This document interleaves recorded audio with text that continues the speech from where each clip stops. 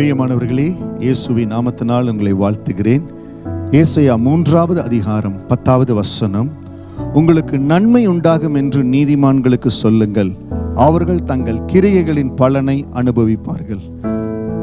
இந்த வார்த்தையை கேட்டுக்கொண்டிருக்கிற யாராகிலும், எல்லாத்துக்கும் நான் நல்லது செய்கிறேன், என் பலத்துக்கு மிஞ்சி எல்லா இடத்துலையும் நான் உண்மையா இருக்கிறேன், ஏன் எனக்கு மட்டும் சில காரியங்கள் வாய்க்க மாட்டேங்குது? இன்றைக்கு கர்த்தருடைய ஆவியானவர் உங்களுக்கு கொடுக்கிற வார்த்தை, உங்களுக்கு நன்மை உண்டாகும் என்று நீதிமான்களுக்கு சொல்லுங்கள், அவர்கள் தங்கள் கிரியைகளின் பலனை அனுபவிப்பார்கள். உங்க கிரியைகளின் பலனை நீங்க அனுபவிப்பீங்க. தேவனுடைய சமூகத்தில் கர்த்தருக்கு முன்பாக எல்லாவற்றையும் உண்மை உத்தமமாய் செய்கிறீங்க. வேலை இடத்துல ஆண்டவருக்கு பயந்து உங்க வேலையை சின்சியரா செய்கிறீங்க. கர்த்தருக்கு எல்லா வகையிலும் உண்மையா இருக்கிறீங்க.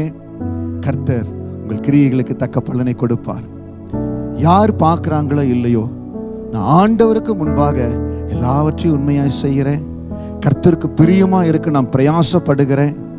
அப்படி இருக்கிற உங்களுடைய வாழ்க்கையில கர்த்தர் கிரியைகளுக்கு தக்க பலனை உங்களுக்கு கொடுப்பார்.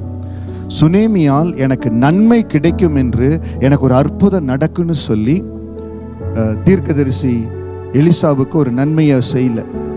அந்த இடத்துல அந்த தேவனுடைய ஊழியக்காரர், தேவனுடைய ஊழியத்தை செய்கிற ஒரு தாசர், அவருக்கு ஒரு ஒத்தாசை செய்யணுமே என்று சொல்லி அந்த ஒத்தாசையை செய்கிறார்.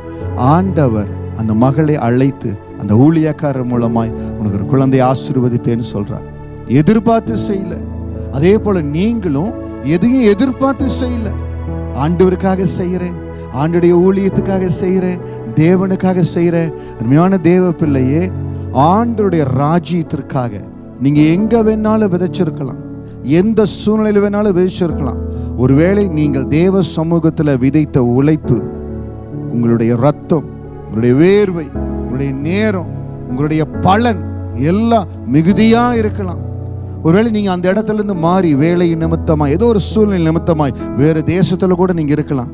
ஆனால் ஆண்டவர் சொல்லுகிறார், தங்கள் கிரியைகளின் பலனை அனுபவிப்பார்கள். நீங்க எந்த இடத்துல விதைச்சீங்களோ ஆண்டவருடைய பரலோகத்தில் அது கணக்கு இருக்குது. அதே அந்த சுனேமியால் 7 வருஷம் கழித்து வந்து அந்த இடத்துல தன்னுடைய வயலுக்காக, வீட்டுக்காக முறையிடும்படி வருகிறாள். ராஜா தனி ஒரு ஆபீஸரை நியமித்து அந்த மகளுக்குரிய எல்லாவற்றையும் கொடுக்கும்படியா தேவன் செய்கிறார்.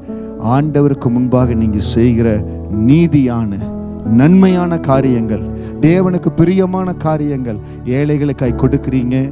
நான் உதவணும், என் பலத்துக்கு மிஞ்சி உதவணும்னு சொல்றீங்க. இந்த வார்த்தையை கேட்டுக்கொண்டிருக்கிற ஒரு சிலர் உங்க பலத்துக்கு மிஞ்சி கடந்த நாட்கள்ல ஏழைகளுக்கு உதவி செஞ்சிருக்கிறீங்க. பாருங்க, வரும் நாட்கள்ல அதற்கேற்ற பலனை நீங்க பார்க்க போறீங்க. ஒரு சில இடத்துல என்னால் இவ்வளவுதான் விதைக்க முடியும், பலத்துக்கு மிஞ்சி நீங்க விதைச்சிருக்கிறீங்க. 3 மடங்கு ஆசீர்வாதத்தை கர்த்தர் உங்களுக்கு கொடுப்பார். கிரியைகளின் பலனை கொடுக்கிற ஆண்டவர் உங்களோடு கூட இருக்கிறார். எந்த இடத்துலையோ வேஸ்டா போயிருச்சே, ஆண்டருக்கு பிரயாசப்பட்டது வேஸ்டா போயிருச்சே, இல்லவே இல்லை.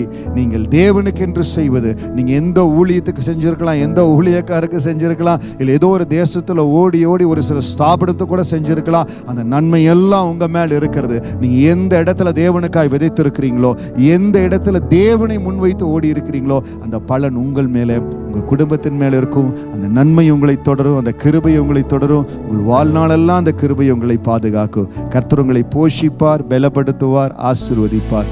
God bless you.